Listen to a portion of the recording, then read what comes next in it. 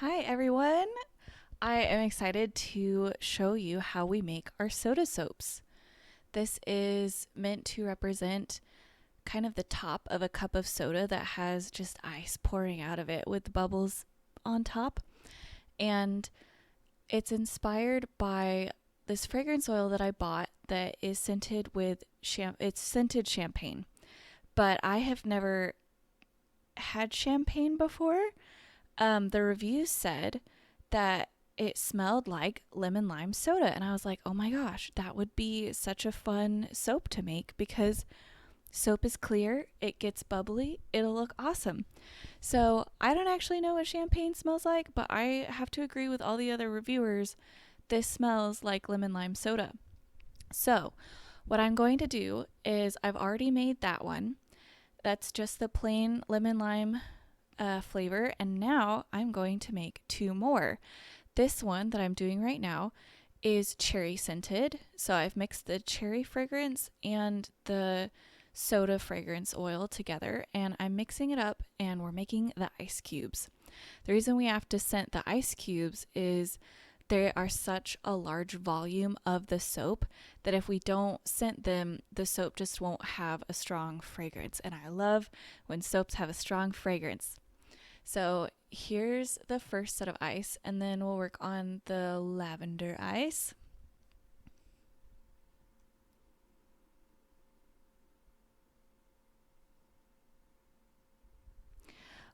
I actually have seen other people make melt and pour soda soaps or even cold process soda soaps, which I mean, you can only basically only do an opaque version of that, but it still looks really pretty. I love seeing everyone else's soda soaps. I just wanted to do a little bit of a different design for mine. So typically what I see is it's almost like a cross section of a soda. Like it doesn't necessarily look so much like ice in a glass. It looks like if you froze a glass and then you cut it in half. um, you'll be able to see actually more what it looks like, what I'm talking about when you see the end. The bottom of the soaps kind of turn out looking like that. But what I really love is the ice cubes sticking out of the top of the soap. And as you use the soap, the ice cubes kind of wear down and melt some more. And I think it looks really good that way. I actually did try it out two different ways.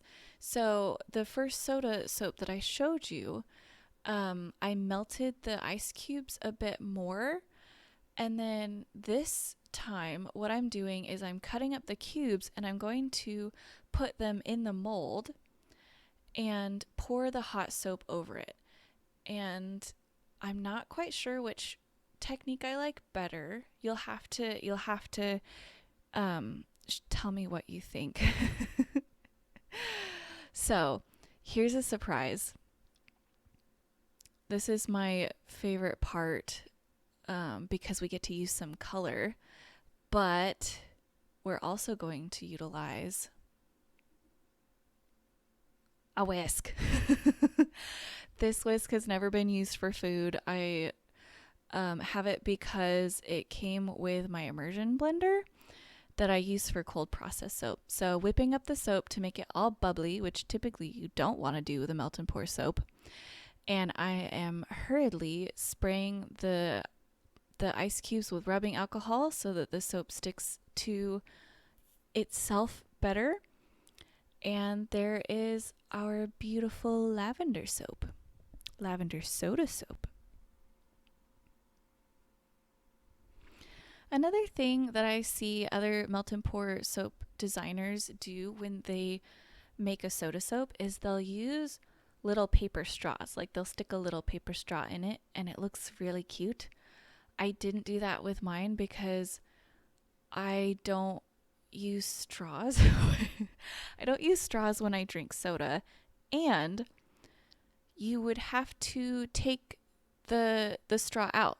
Like it would just be a paper straw sticking out of your soap. So you'd have to take it out. It'd only look cute, you know, before you used it. And then it would turn to paper mush. So just decided to skip it. I think they're pretty enough without it.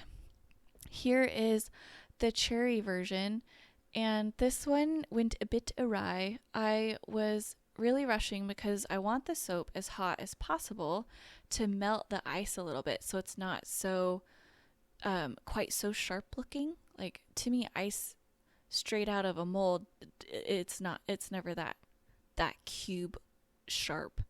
It's more rounded. And I was relying on the heat from the soap to kind of melt the corners a bit.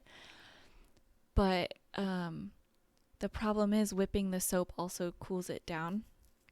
And when I was cleaning the whisk, I unplugged it like a responsible person who wants to keep all their fingers. And I forgot to plug it back in. So I was really rushing. I was trying to get all of the fragrance and the mica in there and then whip it up real fast, and I was having to try and plug it into the wall with one hand. Oh, I when I poured it, I got it everywhere. It wasn't whipped up as much as it could have been, but I kind of have a problem, and it hurts me creatively. I think I hate wasting stuff. And often when you're exploring and working things out, you have to make things that aren't necessarily perfect, that can't necessarily be sold. And while it's beautiful, it's just not, the soda doesn't come up quite enough. The ice cubes are really poking out there. It just looks kind of silly. Um, and I could, keep this for myself and use it, but I have so much soap that I have already made mistakes on. Like, see, that one just already looks so much better. And there you can see what I was talking about. Like, that's how most melt and pour soaps look, I think. It's pretty. I really like the colors. How do you guys think we did with trying to get the colors right? And there's the original soda with the ice cubes a bit more melted. Thank you so much for watching. As always, you can find more pictures. I'll link below our online shop. You can also check out some more of the fun stuff we have. We already have our mint chocolate chip soap for this summer, and I'm really hoping I can get some more summer designs out before summer's over. So follow us to see if I can make it happen. Thanks for watching. Bye.